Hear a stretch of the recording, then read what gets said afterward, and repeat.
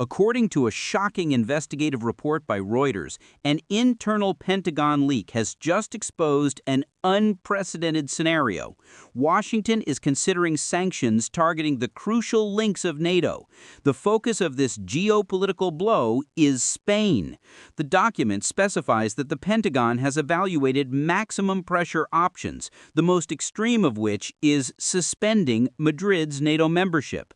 The root cause? Spain is accused of refusing to provide access to its airspace and forward base infrastructure for U.S. combat groups in the scenario of launching a direct military intervention campaign in Iran.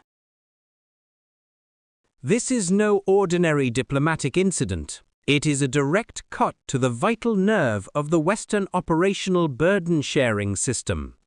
When the conflict extends beyond the Article 5 defense of the Washington Treaty, and when the United States Central Command urgently needs to commandeer intercontinental logistical supply chains, how solid is the alliance's cohesion, really?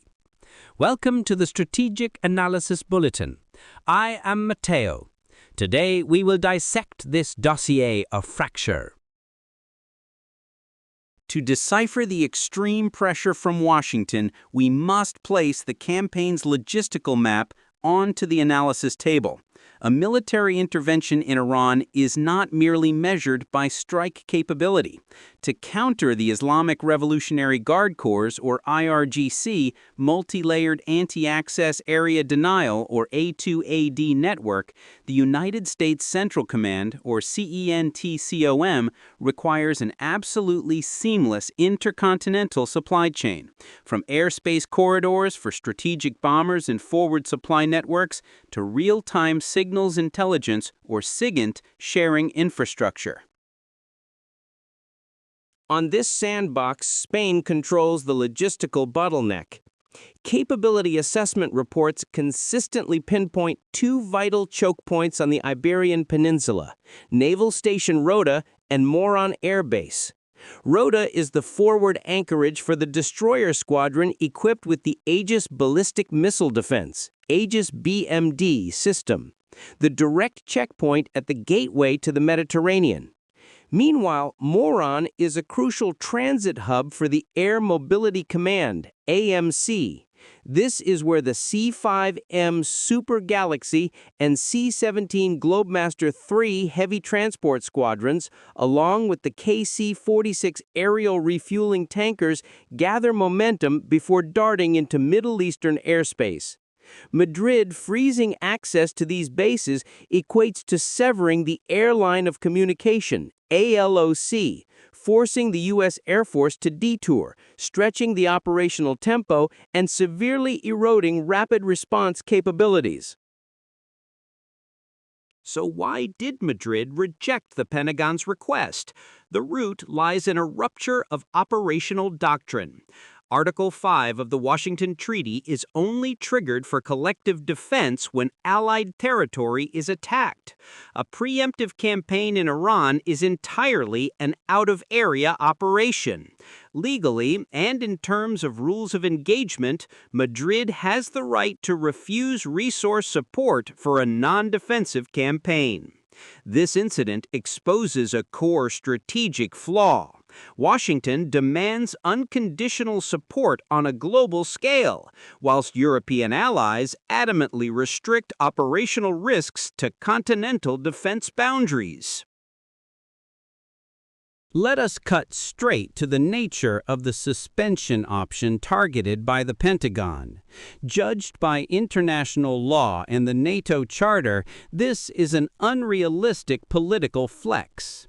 The 1949 North Atlantic Treaty, specifically Article 13, only stipulates a mechanism for voluntary withdrawal following an official notice. The entire alliance structure completely lacks a legal mechanism to expel a sovereign nation. Washington's proposal, therefore, is not an executable process, but an ultimatum aimed at breaking Madrid's independent will. However, the war machine in Washington does not need to tear up the treaty to punish partners. They hold vital levers. Firstly, the intelligence network. The threat to downgrade access to spatial and signals intelligence SIGINT, MASINT data would instantly blind Spain's early warning system. Secondly, locking the core technology valve. The Spanish Navy, Armada Española, is absolutely reliant on the U.S. Aegis combat system for its Álvaro de Bazán-class F-100 air defense frigates. Furthermore, to maintain amphibious warfare capabilities, the flagship LHD Juan Carlos I strictly requires F-35B stealth fighters to replace the obsolete AV-8B Harrier II squadron. Should the Pentagon freeze foreign military sales, FMS programs, the modernization of the Spanish armed forces would be paralyzed for decades. But on the geostrategic chessboard, any sanction harbors the risk of disastrous backlashes. If Madrid retaliates by revoking airspace access and base infrastructure, Central Command, CENTCOM, will face a logistical catastrophe. Losing the Rota base, the U.S. Ballistic Missile Defense, BMD, destroyer squadron loses its critical anchor point, creating a coverage gap on Europe's southern flank. More brutally, losing the strategic runway at Morón would break the backbone of the Air Line of Communication, ALOC. The C-5M and C-17 superlifter squadrons would be forced to divert to Italy or Greece, facilities lacking the infrastructure to handle the massive sortie tempo required for the Iranian theater.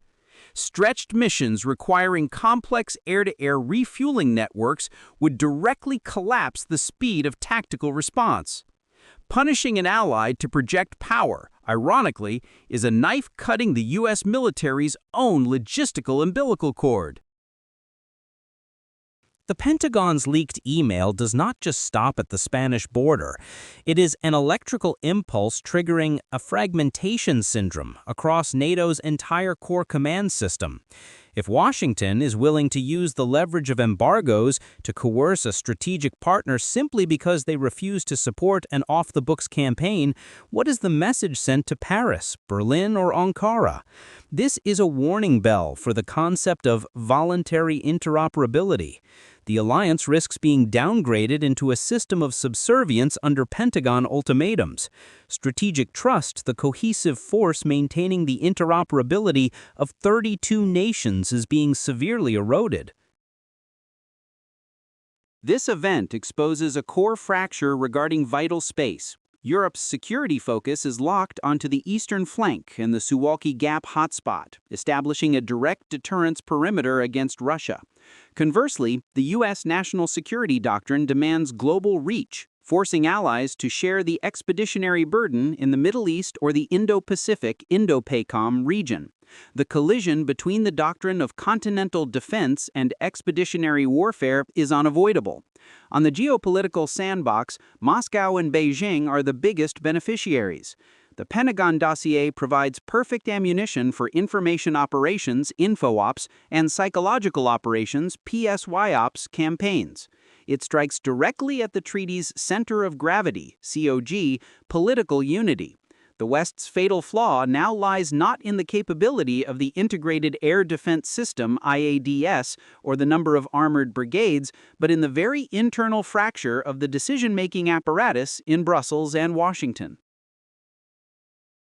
Following the seismic intelligence leak, the crisis management apparatus in Washington and Brussels will immediately activate damage limitation procedures.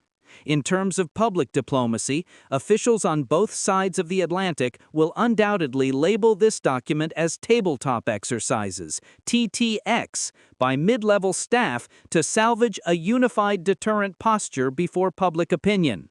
But the crack in the alliance's structure is already irreparable. The Spain dossier is the very catalyst, forcing European powerhouses to accelerate the realization of strategic autonomy.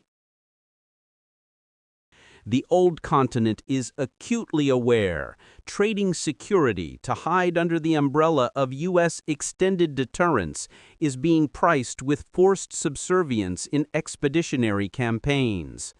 Ultimately, the Pentagon leak is a stress test, exposing NATO's actual load-bearing limits. The Allied machine can share firepower to lock down the continental perimeter, but faced with armed intervention campaigns outside the area of responsibility, national interests are perpetually a red line that no ultimatum can cross.